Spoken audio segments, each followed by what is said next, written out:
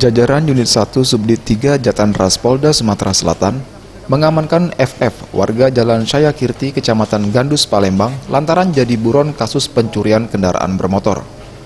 Buronan kasus pencurian kendaraan bermotor ini ditangkap saat berada di salah satu warung di pinggir Jalan Kadir TKR. Dari data kepolisian menyebutkan, FF melakukan aksi pencurian bersama dua rekannya. Ketiga tersangka pelaku masuk ke halaman rumah korban dengan cara merusak pagar, lalu mencuri 2 unit sepeda motor yang terparkir di teras rumah korban. Kasubdit 3 Jatanras Polda Sumatera Selatan Kompol Suryadi mengatakan, tersangka pelaku merupakan residivis yang baru saja 3 bulan keluar dari balik jeruji dengan kasus yang serupa. Untuk melancarkan aksinya, tersangka memakai jimat yang dililitkan di badan tersangka.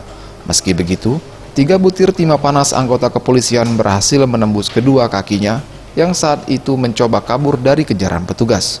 Rumah di mana dia ditangkap massa. Kemudian keluar, dia melakukan aksi pembongkaran rumah kembali dengan BB 2 motor tadi.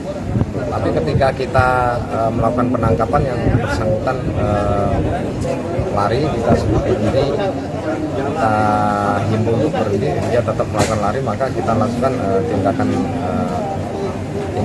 melumpuhkan kepada pelaku. Namun dia melaksanakan aksinya membobol rumah itu dengan memakai jimat. Ini diterangkan oleh dia bahwa setiap melakukan kejahatannya selalu memakai jimat ini. Tim Liputan Sriwijaya TV.